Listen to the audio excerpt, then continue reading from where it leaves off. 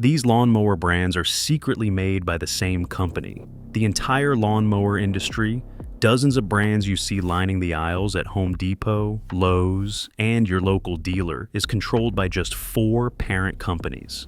And much like cars and trucks, it's often the exact same unit under the hood, just different paint and stickers.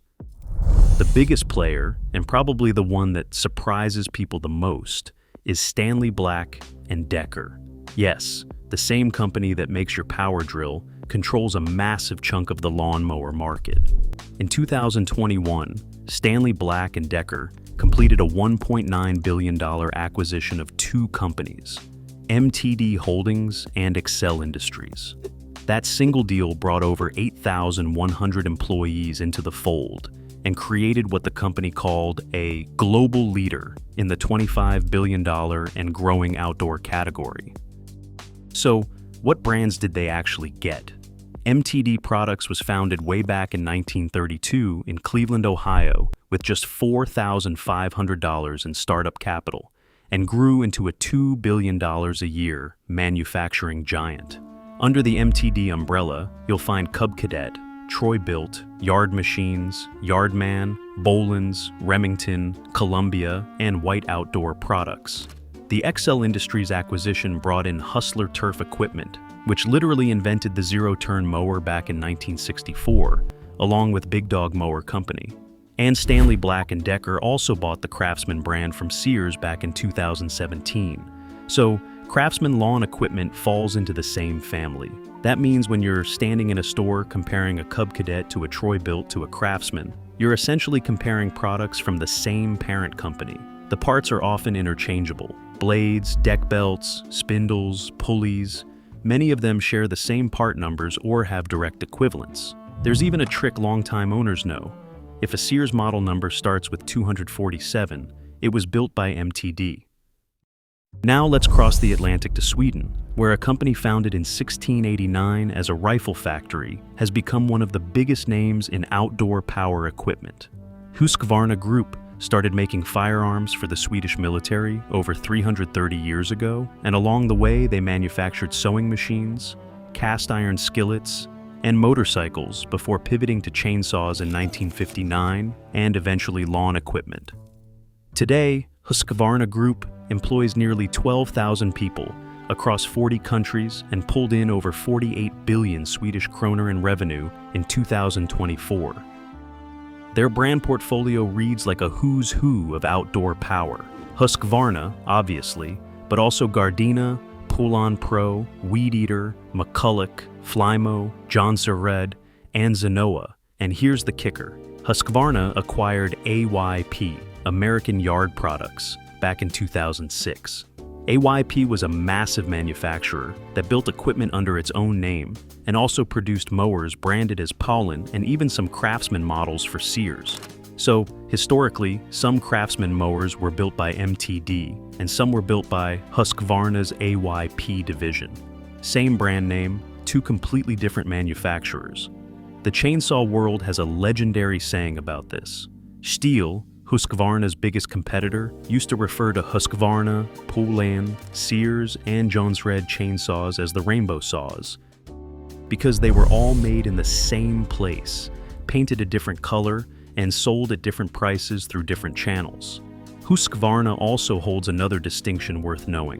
In 1995, they launched the world's first robotic lawnmower, the Husqvarna Solar Mower, and 30 years later, they're still at the forefront of that technology. The third major player is the Toro company, headquartered in Minneapolis. Toro was established in 1914 as the Toro Motor Company, originally building tractor engines, and over the past century assembled an impressive collection of brands through strategic acquisitions. In 1986, they bought Wheelhorse from American Motors Corporation for just $8 million. 3 years later, they acquired Lawn Boy, a brand that had been around since 1932. In 1997, they picked up Exmark, which became the leading manufacturer of commercial mowers. Then came Boss Snowplow in 2014, and in 2019, they made their biggest move yet, acquiring Charles Machine Works, the parent company of Ditch Witch, for $700 million. More recently, they added Spartan mowers to the lineup. So, Toro, Exmark, Lawn Boy, and Spartan are all the same company. If you're a homeowner buying a Lawn Boy and your landscaper is running an Exmark, you're both sending money to the same place in Minneapolis. The fourth player is AriensCo, the smallest of the group, but arguably the most interesting. It's still a family-owned company, founded by Henry Ariens in 1933 alongside his 3 sons. Today, third-generation family member Dan Ariens serves as chairman and CEO, a role he's held for roughly 25 years. In 1982, Ariens acquired Gravely, a brand that had existed since 1916. And despite that acquisition, Gravely still operates with a degree of autonomy, producing its own distinct line of commercial equipment.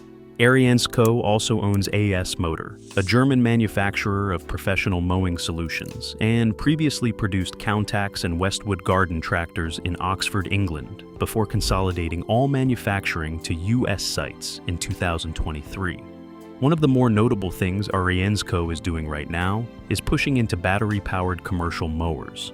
Their Gravely ProTurn EV uses something called Fusion Core, which the company describes as the industry's first swappable lithium-ion battery platform. That's a family company trying to lead an entire industry into the future. Now, here's something that really shows how interconnected all of this is. In 2007, MTD began building the low-end lawn and garden tractors for Toro, one of its direct competitors. 2 companies competing for your dollar on the showroom floor, and one is literally manufacturing the other's product. And then there's John Deere, the brand people assume is the most self-sufficient of them all. John Deere does have branded engines on their lawn tractors, but they don't actually manufacture those engines themselves. Depending on the model, you'll find engines made by Kawasaki or Briggs & Stratton under that green and yellow hood. There's a real downside to all this consolidation. As companies change owners, you can't always be certain the brand name means what it used to. One commenter who worked at Garden Way, the original Troy-Bilt company, put it perfectly. "We made great products, we had rabidly enthusiastic and loyal customers, and today the name is put on junk." An all too familiar tale. There's also the big box store versus dealer divide to consider. A John Deere at a dealership for $3,500 and a John Deere at Home Depot for $1,800 might carry the same name, but they are not the same tractor. So, what does all this mean practically? The lawnmower aisle is largely an illusion of choice. 4 companies, Stanley Black and Decker, Husqvarna Group, Toro, and AriensCo, control the vast majority of what's available. The brand on the hood tells you less about who made it and more about who they think is buying it.